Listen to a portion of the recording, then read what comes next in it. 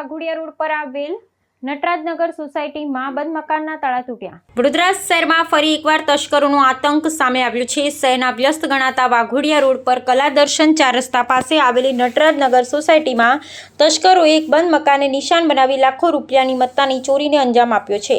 મુખ્ય માર્ગ પર જ આવેલી સોસાયટીમાં થયેલા આ ગુનાને પગલે સ્થાનિક રહીશોમાં ભય અને સુરક્ષા અંગે ચિંતાનો માહોલ સર્જાયો છે। પ્રાપ્ત વિગત અનુસાર નટરાજનગર સોસાયટીમાં રહેતા સાગર સુરેશભાઈ ધોબી ને તેમના પરિવાર ગત રાત્રિએ વાઘોડિયા રોડ પર જ આવેલા તેમના અન્ય એક ફ્લેટમાં રોકાયા હતા। આ પરિસ્થિતિનો લાભ ઉઠાવી અજાણ્યા શખ્સોએ તેમના બંધ મકાનના મુખ્ય દરવાજાના તાળા તોડી અંદર પ્રવેશ કર્યો હતો। તસ્કરોએ ઘરની તિજોરી તોડી તેમાંથી 6.5 તોલા સોનાની કિંમતી દાગીના અને રૂપિયા 1.50 લાખની રોકડ રકમની ચોરી કરી હતી।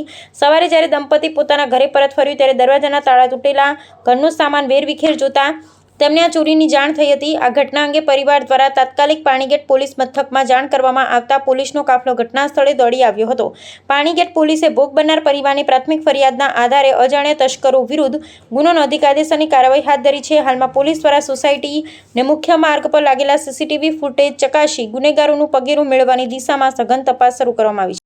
આજે સવારે જ્યારે મમ્મી પપ્પાએ ઘર ખોલ્યું અંદાજિત 8:45 વાગે ત્યારે આજે જારીનો જે નચુકો છે એ તૂટેલો હતો। એટલે પપ્પાને આઈડિયા આવી ગયો કે લગભગ કંઈક બનાવ બનેલો છે। એટલે હું મારી જોબ પર હતો, પપ્પાએ ફોન કર્યો તો હું તરત જ ઘરે આવી ગયો। ઘરે આવીને અમે જોયું તો ઘરનો તિજોરીનો અંદર બધો સામાન જે છે વેરવિખેર હતો, માળિયા પરનો સામાન પણ બધો વેરવિખેર હતો। પછી બધું ચેક કર્યું તો લગભગ ઘરની અંદર જે સોનાના દાગીના જે હતા એ પણ ચોરાયેલા છે અને જે રોકડ હતી અંદાજિત 1.5 લાખની આજુબાજુ એ રોકડ પણ ઘરમાંથી ગાયબ છે। પરિવાર ક્યાં હતું? અમે લોકો ગઈકાલે રાત્રે અમારો બીજો ફ્લેટ છે દેવાશીષ હાઇટ્સમાં, અમે લોકો ત્યાં હતા। મારા બેનને ત્યાં જમવાનો પ્રોગ્રામ હતો એટલે પછી રાત્રે અમે લોકો ત્યાં જ સૂઈ ગયા હતા અને સવારે પછી આવ્યા તો આ બનાવ બનેલો છે।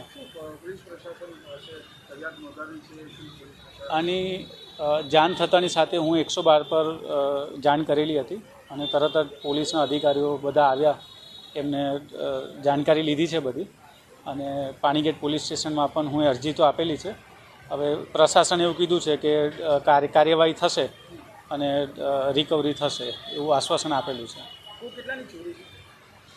6.5 તોલા સોનું છે અને અંદાજિત 1.5 લાખ રૂપિયાની રોકડ છે। શું નામ તમારું? સાગર સુરેશભાઈ ધોબી।